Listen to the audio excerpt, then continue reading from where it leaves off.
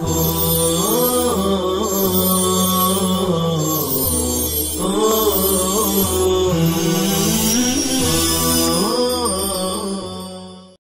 اللہ الرحمن الرحیم الحمد للہ رب العالمین الحمد للہ حمدا کثیرا طیبا مبارکا فیہ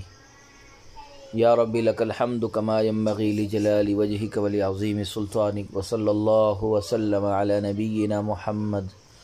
وعلی آلہ واصحابہ وبارک وسلم تسلیما کثیرا کثیرا۔ بسم اللہ الرحمن الرحیم ومن جامع فی احد السبیلین عامدا فعليه القضاء استدراكا للمصلحة الفائتة والكفارة لتكامل الجناية ولا يشترط الإنزال في المحلين اعتبارا بالاغتسال، وهذا لأن قضاء الشهوة يتحقق دونه وإنما ذلك شبع۔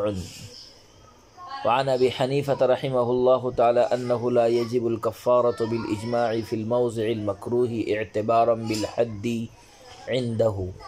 والاصح انه تجب لان الجناية متكاملة لقضاء الشهوة۔ اور جس روزے دار نے جان بوجھ کر سبیلین میں سے کسی ایک میں جماع کیا تو فوت شدہ مصلحت کی تلافی کے لیے اس پر قضا واجب ہے، اور جنایت کامل ہونے کی وجہ سے کفارہ بھی واجب ہے، اور غسل پر قیاس کرتے ہوئے دونوں محل میں انزال کی شرط نہیں ہے، اور یہ اس وجہ سے ہے کہ انزال کے بغیر بھی شہوت کا پورا ہونا متحقق ہے، اور انزال تو سیرابی ہے۔ حضرت امام ابو حنیفہ رحمۃ اللہ علیہ سے مروی ہے کہ ناپسندیدہ جگہ میں جماع کرنے سے کفارہ نہیں واجب ہوتا۔ امام صاحب کے نزدیک حد پر قیاس کرتے ہوئے، لیکن اصح یہ ہے کہ کفارہ واجب ہے، کیونکہ قضائے شہوت کی وجہ سے جنایت مکمل ہے۔ عزیز طلبہ اکرام، روزے میں کسی عورت سے جماع کرنے کا حکم۔ صورت مسئلہ یہ ہے کہ اگر کسی روزے دار نے جان بوجھ کر جماع کیا تو اس پر قضا بھی واجب ہے اور کفارہ بھی، خواہ اس نے قبل میں جماع کیا ہو یا دبر میں۔ قضا تو اس وجہ سے واجب ہے کہ جماع کرتے ہی اس کا روزہ ٹوٹ گیا، اور روزے کی جو مصلحت تھی یعنی نفس امارہ کو مغلوب کرنا، وہ مصلحت بھی فوت ہو گئی،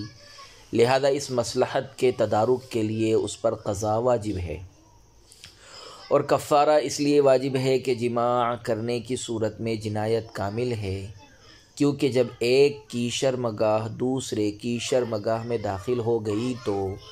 ظاہر ہے کہ صورتاً اور معناً ہر طرح جماع متحقق ہو گیا، اور پھر یہ عمد کا معاملہ ہے، اس لیے اس میں وجوب کفارہ سے تو مفر ہے ہی نہیں۔ ولا یشترط الانزال، فرماتے ہیں کہ صورت مسئلہ میں کفارہ واجب ہونے کے لیے انزال شرط نہیں ہے، اور انزال کے بغیر بھی کفارہ واجب ہے، کیونکہ ادخال موجود ہے، اور جس طرح تنہا ادخال وجوب غسل کے لیے کافی ہے، اسی طرح تنہا ادخال وجوب کفارہ کے لیے بھی کافی ہوگا، اور انزال کی شرط نہیں ہوگی، کیونکہ جماع کا مقصد شہوت پوری کرنا ہے، اور یہ انزال کے بغیر بھی حاصل ہو جاتا ہے۔ یہ الگ بات ہے کہ انزال سے کما حقہ حاصل ہوتا ہے، اور انسان کی شہوت ہر طرح سے مکمل ہو جاتی ہے، لیکن پھر بھی انزال کے بغیر بھی جماع کا تحقق ہو جاتا ہے، اور جب بدون انزال جماع متحقق ہو جاتا ہے تو بدون انزال کفارہ بھی واجب ہوگا۔ صاحب بنایا نے اس موقع پر ایک بڑی عمدہ نظیر پیش کی ہے۔ لکھا ہے کہ اگر روزے دار جان بوجھ کر ایک لقمہ کھا لے تو اس کا روزہ فاسد ہو جائے گا، اور اس پر روزے کی قضا بھی واجب ہوگی اور کفارہ بھی واجب ہوگا۔ حالانکہ ایک لقمے سے وہ شکم سیر نہیں ہو سکتا، البتہ اس سے عقل متحقق ہو جاتا ہے۔ اسی طرح صورت مسئلہ میں بھی ادخال سے جماع متحقق ہو جاتا ہے اور وہ وجوب کفارہ کے لیے کافی ہے۔ وعن ابی حنیفہ رحمہ اللہ تعالی، حضرت امام اعظم رحمۃ اللہ علیہ سے مروی ہے کہ اگر کوئی شخص مقام مکروہ میں جماع کرے، یعنی پاخانے کے راستے میں کوئی بدبخت اپنی شہوت پوری کرے، تو اس پر کفارہ واجب نہیں ہوگا، کیونکہ اس طرح کی حرکت کرنے والے پر امام صاحب کے یہاں حد واجب نہیں ہے، اور چونکہ حد اور کفارہ دونوں کے لیے کامل جنایت ضروری ہے، اس لیے دبر میں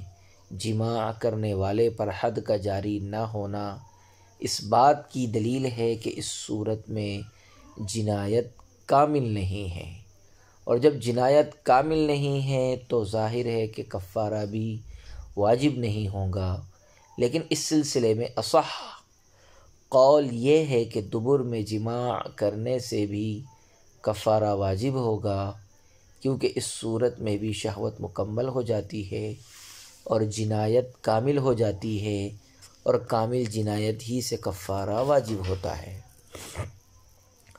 وَلَوْ جَامَعَ مَيْتَةً أَوْ بَهِيمَةً فَلَا كَفَّارَةَ أَنزَلَ أَوْ لَمْ يُنزِلْ، خلافاً للشافعی رحمہ اللہ تعالی، لأن الجناية تكاملها بقضاء الشهوة في محل مشتهى ولم يوجد، ثم عندنا كما تجب الكفارة بالوقاع على الرجل تجب على المرأة، وقال الشافعي رحمه الله تعالى في قول لا تجب عليها لأنها متعلقة بالجماع وهو فعله وإنما هي محل الفعل، وفي قول تجب ويتحمل الرجل عنها اعتبارا بماء الاغتسال، ولنا قوله عليه الصلاة والسلام من أفطر في رمضان فعليه ما على المظاهر، وكلمة من تنتظم الذكور والإناث، ولأن السبب جناية الإفساد لا نفس الوقاع، وقد شاركته فيها ولا يتحمل لأنها عبادة أو عقوبة ولا يجري فيها الحمل۔ اور اگر روزے دار نے مردہ بہیمتن او میتتن او بہیمتن مردہ عورت سے جماع کیا یا چوپائے سے جماع کیا تو اس پر کفارہ نہیں ہے، خواہ انزال ہو یا نہ ہو۔ امام شافعی رحمہ اللہ تعالیٰ کا اختلاف ہے، کیونکہ جنایت کا کامل ہونا مقام شہوت میں شہوت پوری کرنے سے ہوتا ہے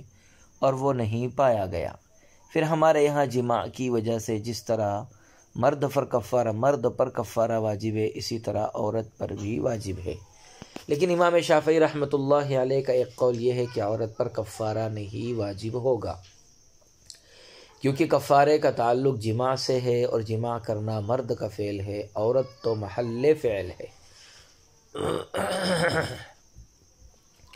اور دوسرے قول میں یہ ہے کہ عورت پر بھی کفارہ واجب ہوگا، لیکن اس کی طرف سے مرد کفارہ برداشت کرے گا،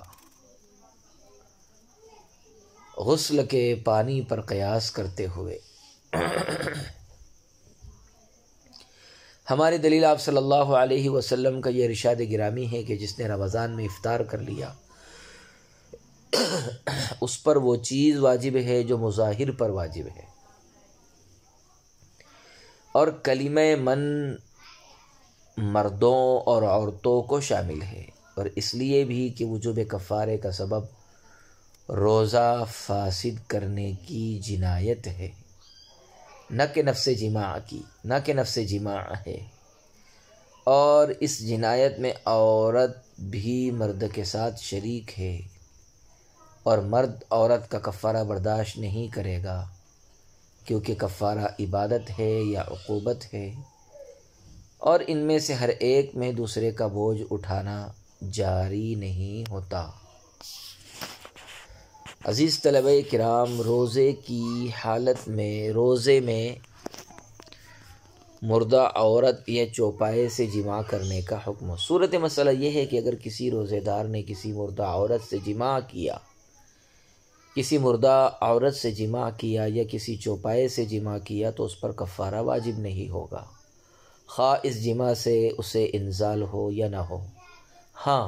اگر انزال ہو گیا تو اس پر روزے کی قضا واجب ہوگی۔ امام شافعی رحمہ اللہ تعالی فرماتے ہیں کہ اس شخص پر کفارہ واجب ہوگا، کیونکہ وجوب کفارے کا سبب یعنی جماع موجود ہے۔ ہماری دلیل یہ ہے کہ نفس جماع مطلقاً موجب کفارہ نہیں ہے، بلکہ کفارے کا سبب جنایت کاملہ ہے، اور جماع میں جنایت اس وقت کامل ہوتی ہے جب محل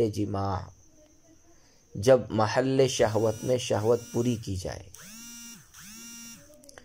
جماع میں جنایت اس وقت کامل ہوتی ہے جب محل شہوت میں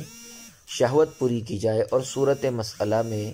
مردہ یا چوپایا محل شہوت نہیں ہے، کیونکہ جماع کا دار و مدار نشاط طبع پر ہے، جبکہ ان کے ساتھ جماع کرنا تو درکنار فطرت سلیمہ کا حامل شخص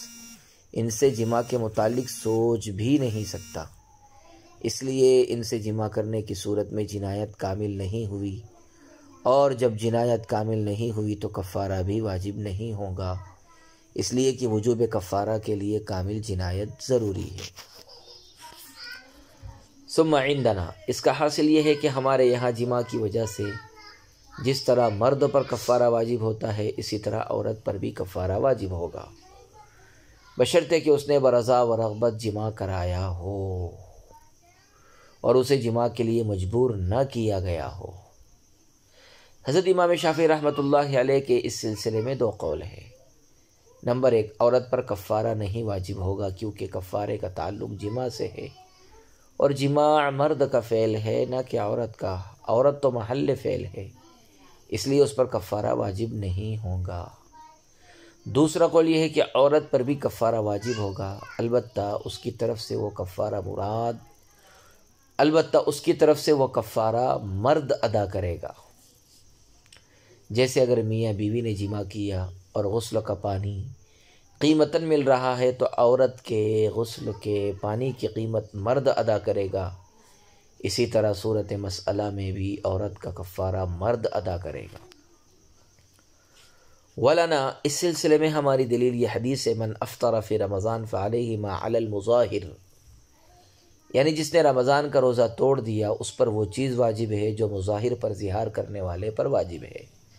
اور مظاہر پر کفارہ واجب ہوتا ہے، اس لیے مفطر پر بھی کفارہ واجب ہوگا۔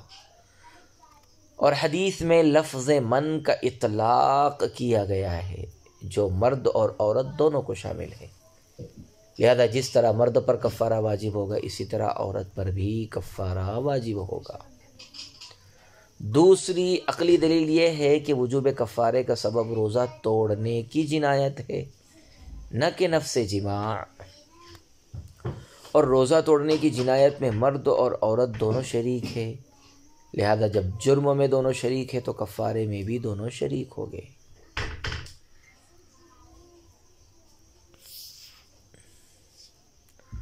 ولا يتحمل،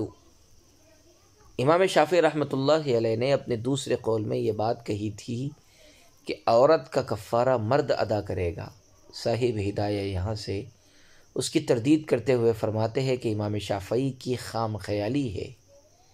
کیونکہ کفارہ یا تو عبادت ہے یا پھر عقوبت ہے، اور نہ تو عبادت میں نیابت چلتی ہے اور نہ ہی عقوبت میں، اس لیے جو جس پر واجب ہے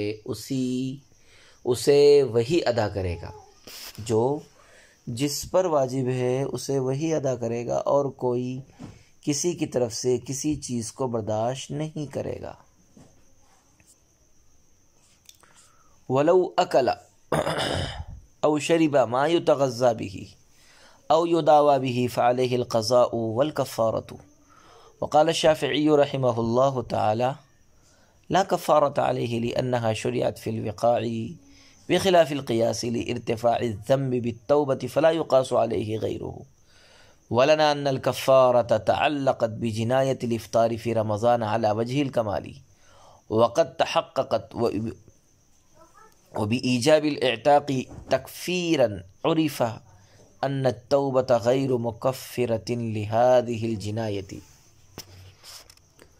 اور اگر روزے دار نے کوئی ایسی چیز کھا پی لی جس سے غذا حاصل کی جاتی ہے یا جس سے علاج کیا جاتا ہے تو اس پر قضا اور کفارہ دونوں واجب ہے۔ حضرت امام شافعی رحمۃ اللہ علیہ فرماتے ہیں کہ اس پر کفارہ نہیں ہے، اس لیے کہ جماع میں خلاف قیاس کفارہ مشروع ہوا ہے، اس لیے کہ توبہ سے گناہ دور ہو جاتا ہے، لہذا اس پر دوسری چیز کو قیاس نہیں کیا جائے گا۔ ہماری دلیل یہ ہے کہ کفارہ رمضان میں کامل طور پر جنایت کے ساتھ متعلق ہے اور جنایت متحقق ہو گئی ہے، اور بطور کفارہ کے اعتاق واجب کرنے سے یہ معلوم ہو گیا کہ توبہ اس جنایت کے لیے مکفر نہیں ہے۔ روزے میں غذا یا دوا کھانے پینے کا حکم۔ مسئلہ یہ ہے کہ اگر کسی روزے دار نے کوئی ایسی چیز کھا پی لی جس سے غذا حاصل کی جاتی ہے یا وہ چیز بطور دوا استعمال کی جاتی ہے تو اس کا روزہ فاسد ہو جائے گا اور اس پر قضا اور کفارہ دونوں چیزیں واجب ہوں گی۔ حضرت امام شافعی رحمۃ اللہ علیہ فرماتے ہیں کہ اس پر صرف قضا واجب ہوگی، کفارہ نہیں۔ کفارہ واجب نہیں ہوگا کیونکہ جماع میں خلاف قیاس کفارہ مشروع ہے، حالانکہ جماع کرنے کا گناہ تو توبہ سے دور ہو جاتا ہے، مگر پھر بھی اس میں کفارے کا وجوب خلاف قیاس نص سے ثابت ہے، اس لیے کہ آپ صلی اللہ علیہ وسلم نے ایک اعرابی پر توبہ کے باوجود کفارہ واجب کیا تھا، لہذا جب کفارے کا وجوب خلاف قیاس ثابت ہے تو اس پر اکل و شرب وغیرہ کو قیاس نہیں کیا جائے گا، کیونکہ ضابطہ یہ ہے کہ ما ثبت علی خلاف القیاس فغیرہ لا یقاس علیہ۔ اور کھا پی کر روزہ فاسد کرنے کی صورت میں صرف قضا واجب ہوگی، کفارہ نہیں واجب ہوگا۔ ہماری دلیل یہ ہے کہ کفارے کا تعلق افطار کی جنایت کے ساتھ ہے، یعنی اگر کوئی شخص کامل جنایت کے ساتھ روزہ توڑے گا تو اس پر کفارہ واجب ہوگا، اور جنایت کا کمال صرف جماع کے ساتھ خاص نہیں ہے، بلکہ جس طرح جماع میں جنایت کامل ہے اسی طرح عمدن کھانے پینے میں بھی جنایت کامل ہے، اور جماع موجب کفارہ ہے، لہذا اکل و شرب بھی موجب کفارہ ہوگے۔ وبإیجاب الاعتاق، اس کا حاصل یہ ہے کہ امام شافعی رحمۃ اللہ علیہ کا توبہ ہی کو جماع کا کفارہ قرار دینا نہ تو درست ہے اور نہ ہی ہمیں تسلیم ہے، کیونکہ شریعت نے اعتاق رقبہ کو روزے کا کفارہ بنا کر واجب کیا ہے،